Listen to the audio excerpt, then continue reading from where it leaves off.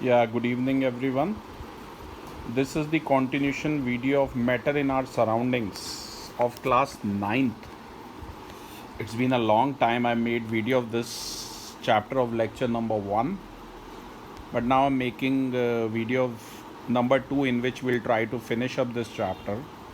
Name of the chapter, matter in our surrounding. Anything which carries space and have mass is called matter.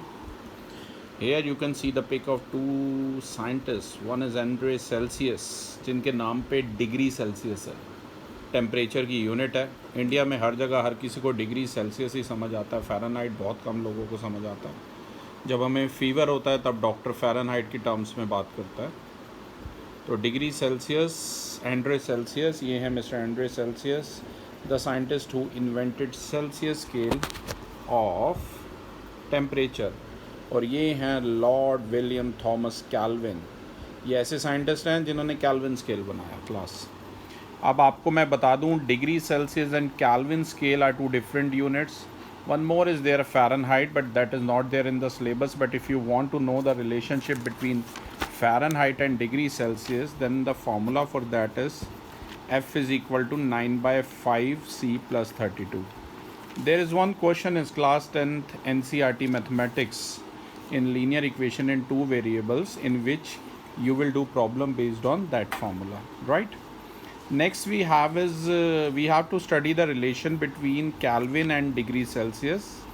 The formula is K is equal to C plus 273. Degree Kelvin is equal to degree Celsius plus 273, right?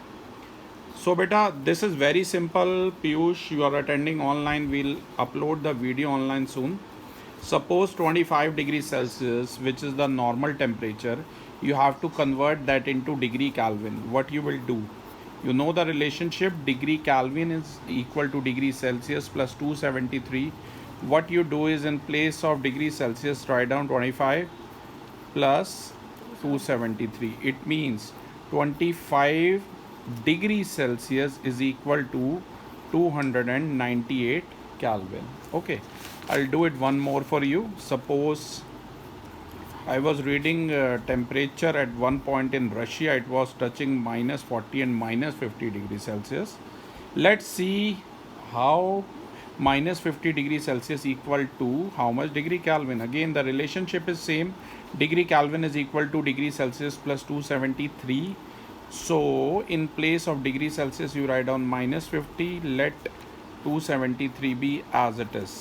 Now what you have to do, you have to subtract 1 plus 1 minus is there. You will do the subtraction part. So answer is 223 Kelvin. So minus 50 degrees Celsius is equal to plus 223 Kelvin. We'll send you the pic of this also, Piyush, very soon. One more thing is there. Now we have converted from degree Celsius to degree Kelvin. Let's see, 293 Kelvin equal to how many degrees Celsius? You know the relationship. Degree Kelvin is equal to degree Celsius plus 273. In place of degree Kelvin, write down 293.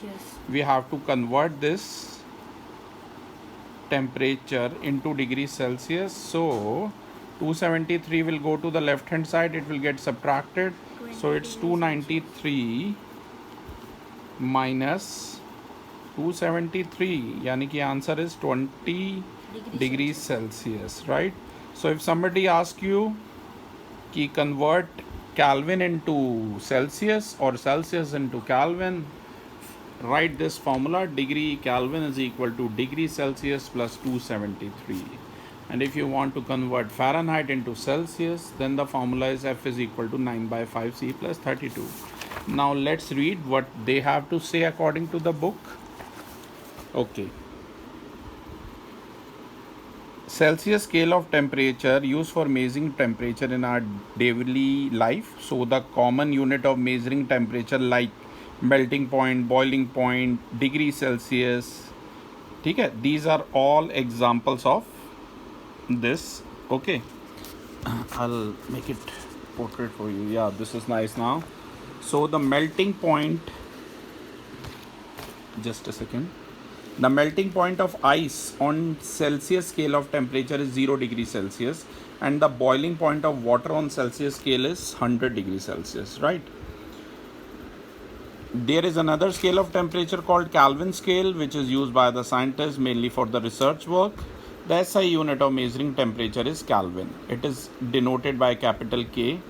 The melting point of ice on Kelvin scale is 273 Kelvin, and boiling point of water on Kelvin scale is 373 Kelvin. बेटा आपको पता है 0 degree Celsius पे ice का state solid होना शुरू कर देता, 0 से बिलो होने पर और 0 पर ही स्टार्ट हो जाता प्रोसेस, और ऐसे ही 100 डिग्री सेल्सियस से अबव होने पर जो लिक्विड वाटर है वो स्टीम में कन्वर्ट होना शुरू हो देता है। तो यही बता रहा है कि जो मेल्टिंग पॉइंट है आइस का केल्विन स्केल पे 273 केल्विन यानी कि 0 डिग्री सेल्सियस है, और जो बॉइलिंग पॉइंट है वाटर का वो 373 केल्विन यानी कि 100 डिग्री सेल्सियस है, राइट। आगे यही रिलेशन है, देखिए कैसे 25 डिग्री सेल्सियस को केल्विन में कन्वर्ट किया, ऑलरेडी मैंने प्रीवियसली आपको एक्सप्लेन कर दिया, राइट। ओके, इसके बाद बात करेंगे एक और है रिलेशन। देखिए 300 केल्विन को कन्वर्ट किया है किस में, डिग्री सेल्सियस में, तो K is equal to C plus 273 लगाइए, K के प्लेस पे 300 लिखिए, 300 इक्वल टू C प्लस 273, 273 को लेफ्ट में ले जाइए, सब्ट्रैक्ट हो जाएगा, तो डिग्री सेल्सियस पे स्केल 27 डिग्री सेल्सियस आ जाएगा। तो बेटा अभी जो हमने डिस्कशन की इससे ये चीज़ बिल्कुल क्लियर है कि अगर आपको कन्वर्ट करना है किसी भी टेम्परेचर को सेल्सियस स्केल से केल्विन स्केल में, then you have to add 273 to it, and if you have to convert a temperature on Kelvin scale to the Celsius scale, then you have to subtract 273 from it, ठीक है। Okay, after that the topic is changes of states of matter, कि कैसे कैसे जो matter की states हैं change होंगी। You know the 3 states of matter, solid, liquid, gaseous. इसके अलावा 2 स्टेट और होती हैं, बोस-आइंस्टाइन कंडेंसेट, और एक प्लाज्मा स्टेट होती है जिसके बारे में हम बाद में बात करेंगे। जनरली वाटर की बात करें तो सॉलिड स्टेट में पेज नंबर 24 पर हैं हम Piyush Lakhmir Singh. If you talk about water in solid state it's ice, in liquid state you can see water in glass, and in gaseous state you can see the steam which is coming out of a kettle, एक केतली से जो steam आ रही है, right? okay, तो बात करें for example when water exists as a solid in the form of ice, or as a liquid in the form of water, or as a gas in the form of a steam, water comes out as ice out of the freezer of a refrigerator, as water out of the tap, and as steam coming out of the kettle of water. अब आप ध्यान से देखिए, आप क्या कर सकते हैं क्लास, आप फिज़िकल स्टेट ऑफ मैटर को 2 तरीक़ों से चेंज कर सकते हैं। पहला है टेम्परेचर चेंज करके, दूसरा है प्रेशर चेंज करके, ठीक है ना। जब भी हम बात करते हैं कि भाई हम टेम्परेचर चेंज करके कैसे स्टेट चेंज कर सकते हैं, तो मन में ये बात आती है या तो हम उसको हीट कर दें या कूल कर दें, राइट। और जब भी हम ये बात करते हैं कि हम प्रेशर अप्लाई करके किसी भी मैटर की स्टेट को कैसे चेंज कर सकते हैं, तो फिर 2 पॉइंट आते हैं, या तो प्रेशर हम इंक्रीज़ कर दें या तो प्रेशर हम डिक्रीज़ कर दें। जो स्पेस यानी कि जो गैप्स होते हैं पार्टिकल के बीच में, और उनके बीच में जो इंटर अट्रैक्शन होती है पार्टिकल्स में, due to the kinetic energy और due to the movement of particle, और बाय चेंजिंग द प्रेशर और टेम्परेचर ऑफ अ सब्सटेंस। तो यानी कि टेम्परेचर और प्रेशर पे डिपेंड होके सेम ही सब्सटेंस जो है वो एग्जिस्ट कर सकता है, या तो सॉलिड में, या तो लिक्विड में, या गैस में। अगर हम नॉर्मल प्रेशर की बात करें तो जैसे वाटर की बात करें, water exist as a solid in the form of ice of temperature of 0 degree Celsius और बिलो। अगर हम लिक्विड की बात करें तो रूम टेम्परेचर पे 25 डिग्री सेल्सियस से लेकर 100 डिग्री सेल्सियस तक लिक्विड रहता है वाटर, और 100 डिग्री सेल्सियस से ज़्यादा वो स्टीम में कन्वर्ट होना शुरू हो जाता है। तो जो 2 फैक्टर हैं जो डिसाइड करेंगे कि weather a given substance would be solid, liquid और गैशियस, तो वो 2 फैक्टर कौन कौन से हैं? वो 2 फैक्टर हैं टेम्परेचर और प्रेशर। अब 1 बाय 1 इन्हीं फैक्टर्स पे हम we will talk about that.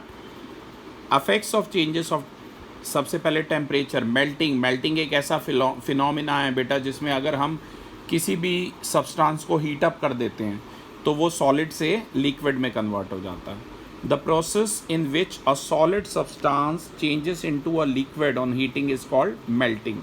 The other name of melting is fusion. जैसे कि हम बात करते हैं आइस की, आइस वाटर में कब चेंज होती है? जब हम उसे हीट करते हैं। तो इसी फिनोमिना को हम मेल्टिंग ऑफ आइस या फ्यूजन ऑफ आइस कहते हैं। A change of state takes place during melting. The melting of a solid substance take place at a fixed temperature. The temperature at which a solid substance melt and it changes into a liquid at the atmospheric pressure, that is called melting point. तो melting point की definition ध्यान रखिए, एक ऐसा temperature जिसमें कोई भी solid substance melt हो जाता है और liquid में change हो जाता है atmospheric pressure पे, तो उसे हम melting point कहते हैं। जैसे कि example पर के तौर पर जो ice है वो 0 डिग्री सेल्सियस से अबव जब टेम्परेचर होता है तो लिक्विड में, सॉलिड से लिक्विड में चेंज होना शुरू हो जाती है और वाटर बन जाती है। और अगर यही 0 से लेस होता है तो आइस बन जाती है, तो आइस बन जाती है, यानी सॉलिड बन जाती है। डिफरेंट, अब ऐसा नहीं है कि सिर्फ हम वाटर का ही एग्जांपल ध्यान रखना है हमें। जैसे वैक्स की बात करें, वैक्स यानी मोम, इसका मेल्टिंग पॉइंट है 63 डिग्री सेल्सियस। और जबकि आयरन की बात करें, आयरन का मेल्टिंग पॉइंट है 1535 degree Celsius. The melting point of a solid, it is the measure. अब ऐसा क्यों है कि कईयों का कम है, कईयों का ज़्यादा है?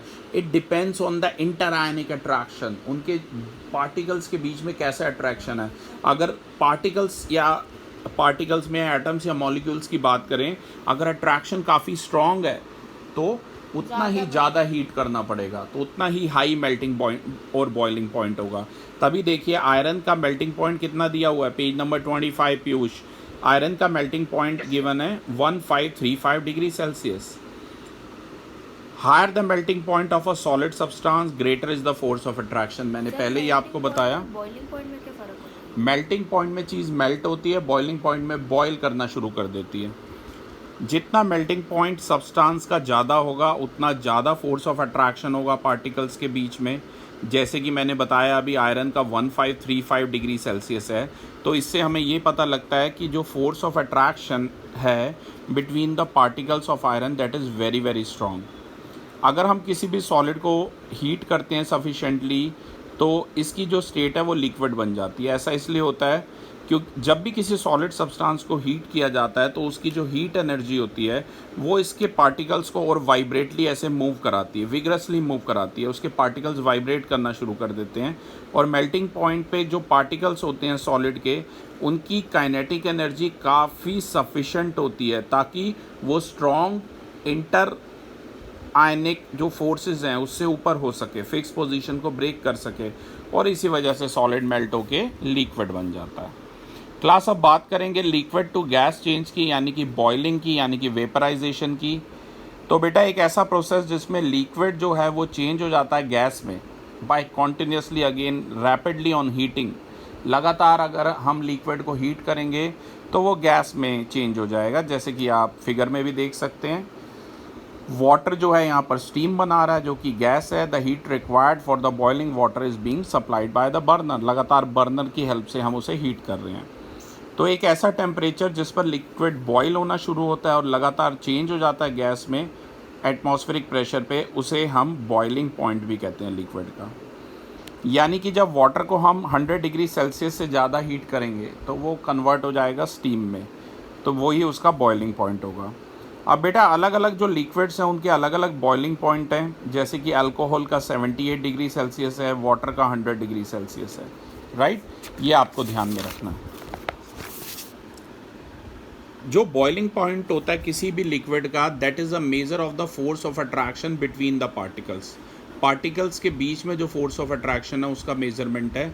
जितना बॉइलिंग पॉइंट लिक्विड का ज़्यादा होगा उतना फोर्स ऑफ अट्रैक्शन जो होगा उसके पार्टिकल्स में जो है वो ग्रेटर होगा, राइट। जैसे मरकरी का देखिए 357 डिग्री सेल्सियस है मरकरी का बॉइलिंग पॉइंट।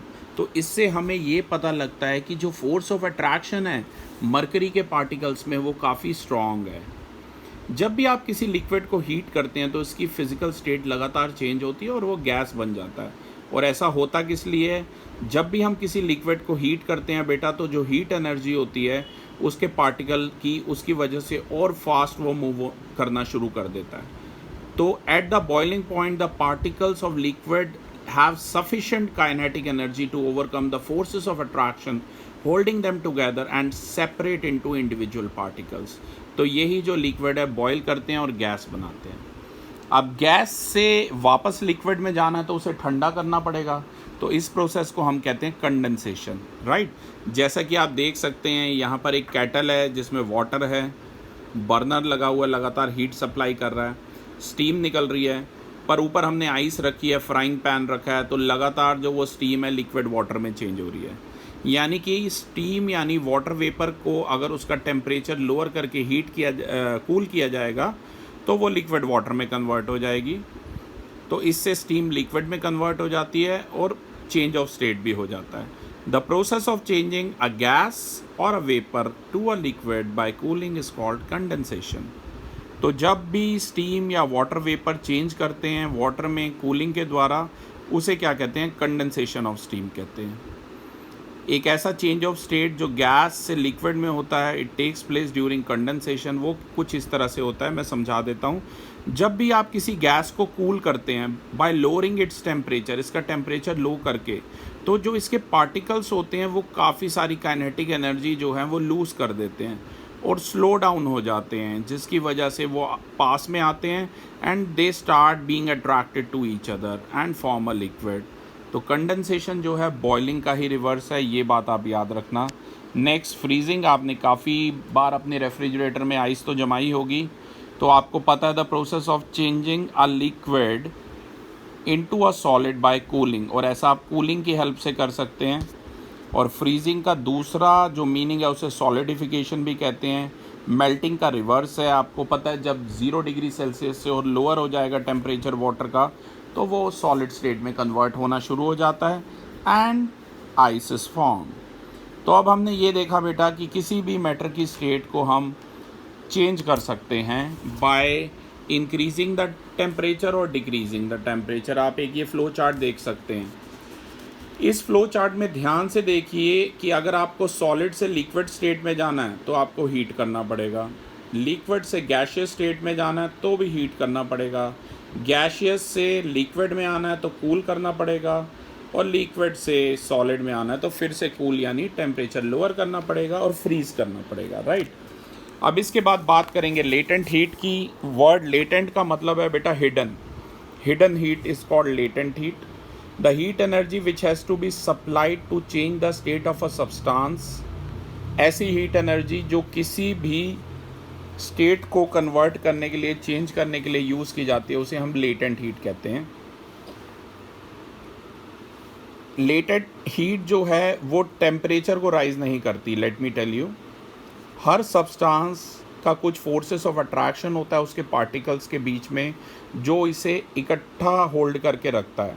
अगर आप किसी भी सब्सटेंस की स्टेट चेंज करेंगे तो आपको ओवरकम करना पड़ेगा इस इंटर आयनिक अट्रैक्शन को.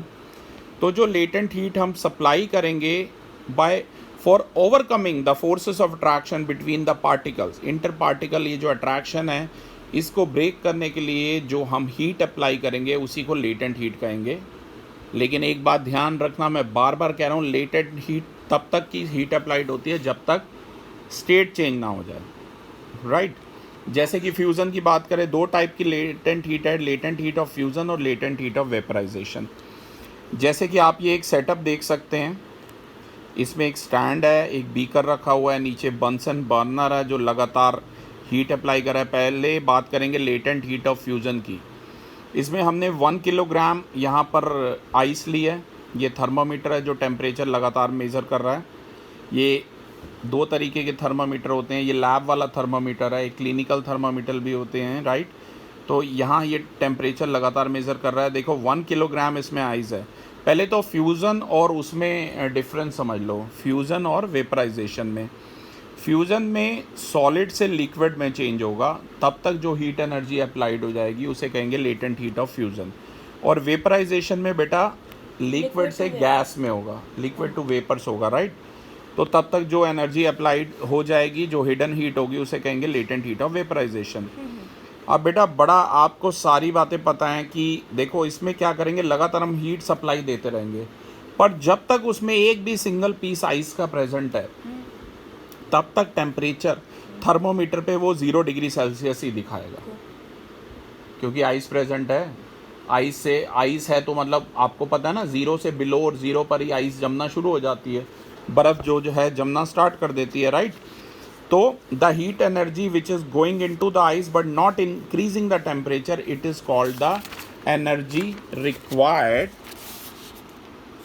To the state of ice. अब मैं एक बात आपको बड़ी इंपॉर्टेंट बताऊं कि लेटेंट हीट ऑफ फ्यूज़न की अगर हम बात करें तो लगभग इसकी वैल्यू 3.34 इंटू 10 की पावर 5 जूल्स। ये वैल्यू आपको याद रखनी है कि जो लेटेंट हीट ऑफ फ्यूज़न है, जो लेटेंट हीट ऑफ फ्यूज़न है किसी भी सॉलिड की, it is the quantity of heat in joules required to convert 1 kilogram of the solid to liquid. आम भाषा में मैं बोलूँ, 1 किलोग्राम सॉलिड आइस को लिक्विड में कन्वर्ट करने के लिए जो लेटेंट हीट वेस्ट हो जाती है वो है 3.34 इंटू 10 की पावर 5 जूल्स पर केजी, तभी लिखा है, राइट। तो इसी को कहेंगे latent heat of fusion, right. यहाँ पर स्टैंडर्ड एग्जाम्पल लिया है, 1 किलोग्राम का एग्जाम्पल लिया है। Heat energy is used in changing the state of the solid substance by overcoming the forces of attraction between its particle. देखिए एक और चीज़ मैं बताना चाहूँगा Piyush, we are at page number 28 कि why the temperature of melting ice doesn't even rise. अब आपके मन में अभी क्वेश्चन आया था कि भाई टेम्परेचर चेंज क्यों नहीं हुआ, कि अगर एक सिंगल पीस भी आइस का प्रेजेंट है तो टेम्परेचर चेंज क्यों नहीं हुआ। उसका ये रीज़न है, ice is a solid substance, so the particles attract one another with strong forces. ये जो फोर्सेस ऑफ अट्रैक्शन है ये पार्टिकल्स को होल्ड करके रखती हैं, closely packed up in the ice. तो जो हीट हम सप्लाई करेंगे आइस को during melting, it is all use up to overcome the forces of attraction between ice particle so that they become somewhat loose and form liquid water. तो ये सारी जो heat है वो वेस्ट हो जाती है, क्योंकि ये जो हीट है ये पार्टिकल्स के बीच की जो काइनेटिक एनर्जी है उसको इंक्रीज़ नहीं करती, तभी टेम्परेचर का राइज टेक प्लेस नहीं होता मेल्टिंग ऑफ आइस के दौरान, जब तक सारी की सारी आइस मेल्ट होके वाटर में चेंज ना हो जाए। और प्लीज़ ये वैल्यू ज़रूर याद रखना, 3.34 इंटू 10 की पावर 5 जूल्स पर केजी, ये लेटेंट हीट ऑफ फ्यूज़न की वैल्यू है। अब एक और बात है, ice at 0 degree Celsius is more effective in cooling a substance than water at 0 degree Celsius, क्योंकि बेटा जो हर किलोग्राम ऑफ आइस जो है वो ऑलरेडी लेटेंट हीट ले चुका है 3.34 इंटू 10 की power 5 joule from the substance, तभी वो लगातार उसको इफेक्टिवली कूल कर देता है। लेकिन वाटर जो है ऐसी लेटेंट हीट नहीं लिया होता, तभी वो समय लगाता है कूल करने में। तो जब भी आप किसी सॉलिड मेटल की बात करेंगे वो एब्जॉर्ब करता है हीट ताकि लिक्विड बना सके। इसका रिवर्स भी ट्रू है, जब भी लिक्विड फ्रीज होता है सॉलिड बनाता है तो equal amount of heat is given out. यानी कि आइस एट 0 डिग्री सेल्सियस, अगर आइस की बात करें एट 0 डिग्री सेल्सियस ये मेल्ट करती है, लेटेंट हीट ऑफ फ्यूज़न को ये एब्जॉर्ब करती है और वाटर बनाती है एट द सेम टेम्परेचर। लेकिन water at 0 degree Celsius freezes to form ice at 0 degree Celsius, then it gives equal amount of heat. Latent heat of vaporisation की इसके बाद बात करेंगे। डिफरेंस बस इतना सा है बेटा, वहाँ पर हमने 1 किलोग्राम आइस ली थी और यहाँ सेटअप में ध्यान से देखिए हमने 1 किलोग्राम वाटर लिए। 1 किलोग्राम ऑफ वाटर, तब तक वो टेम्परेचर 100 ही दिखाएगा, 100 से अबव नहीं दिखाएगा जब तक कि सारा का सारा वाटर जो है स्टीम में कन्वर्ट नहीं हो जाता। तो ध्यान से देखिए, the temperature remains constant at 100 degree Celsius until all the water has changed into steam. The latent heat of vaporization of a liquid is the quantity of heat in joules required to convert 1 kilogram of liquid at its boiling point to vapor or a gas without any change in the temperature. ये definition है, ये जरूर याद करनी है, vaporisation की भी और फ्यूज़न की भी, लेटेंट हीट ऑफ फ्यूज़न की भी। अब जैसे उसमें वैल्यू थी 3.34 इंटू 10 की पावर 5 जूल पर केजी, और इसमें ज़्यादा है, याद रखना 22.5 इंटू 10 की पावर 5 जूल्स पर केजी इसकी value. The heat energy supplied to a boiling liquid is used up in changing the state of the liquid substance by overcoming the force of attraction. अब देखिए temperature जो boiling water का होता है वो rise नहीं करेगा जब तक कि heat is being given continuously, क्योंकि वाटर, इसका रीज़न देख लीजिए, वाटर एक लिक्विड सब्सटेंस है और जो वाटर के पार्टिकल्स हैं वो अट्रैक्ट करते हैं एक दूसरे को with certain forces. These forces of attraction hold the water particles together in the liquid state. The heat which we supply to water during boiling is used to overcome the forces of attraction between water particles so that they become totally free and change into gas or steam. इसकी वजह से latent heat increase नहीं करती है kinetic energy of water particles को और तभी कोई टेम्परेचर राइज नहीं होता है. जैसे कि अगर आप थोड़ा सा स्पिरिट अपने हैंड के पीछे लगा लें और इसे वेव करें तो स्पिरिट एवेपोरेट हो जाता है. स्पिरिट भी एक तरह का लिक्विड होता है और आपके हाथ को काफ़ी ठंडक का अनुभव होगा, राइट. जब वाइट वॉश वाले आते हैं उनके पास होता है ये spirit. This is due to the fact that spirit needs latent heat of vaporisation to change from liquid to vapour state. The spirit takes the latent heat of vaporisation from our hand, so our hand loses heat and gets cool. ऐसे ही जब water को आप change करेंगे steam में तो ये absorb करता है लेटेंट हीट को, लेकिन यही स्टीम जो है कंडेंस होती है, वाटर बनाती है. तो an equal amount of latent heat is given out.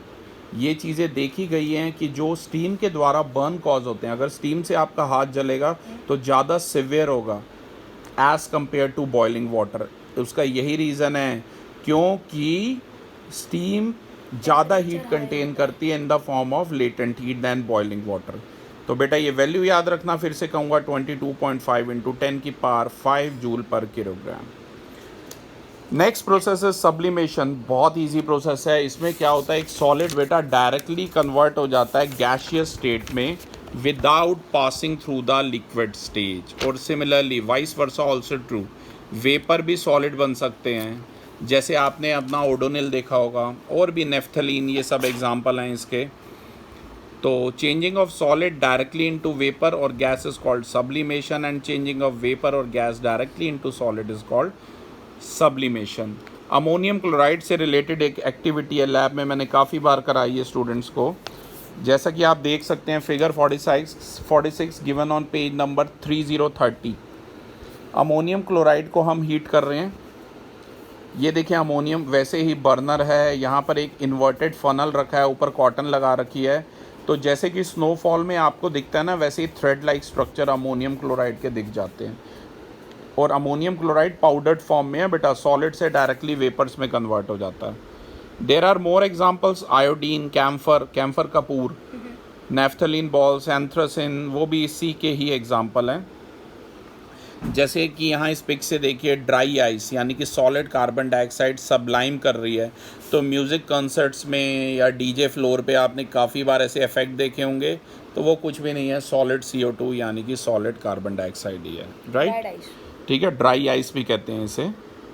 ये ऐसा इफेक्ट प्रोड्यूस करने के लिए यूज़ की जाती है, काफ़ी ठंडी होती है, राइट क्लास. तो ये नेफ्थलीन की बॉल्स हैं, ये ऑर्गेनिक कंपाउंड है जो सब्लिमेशन प्रोसेस में ही जाता है. तो नेफ्थलीन बॉल डिसअपियर हो जाती हैं विदाउट लीविंग एनी रेजिड्यू. आप देख सकते हैं काफ़ी हाउस होल्ड में छोटी छोटी नेफ्थलीन बॉल्स ये वुलन या सिल्क क्लोथ्स में रखी जाती हैं ताकि मॉथ्स और बाकी इंसेक्ट्स जो हैं उस पर अटैक ना कर सकें.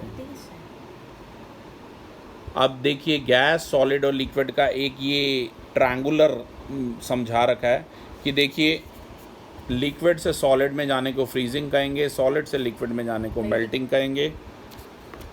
ऐसे ही सॉलिड से गैस में जाने को डायरेक्टली सब्लिमेशन, गैस से सॉलिड में जाना है तो भी सब्लिमेशन, गैस से लिक्विड में जाना है तो कंडेंसेशन, ठंडा करना पड़ेगा. लिक्विड से गैस में जाना है तो बॉयल करना पड़ेगा, दैट इज़ कॉल्ड इवेपोरेशन.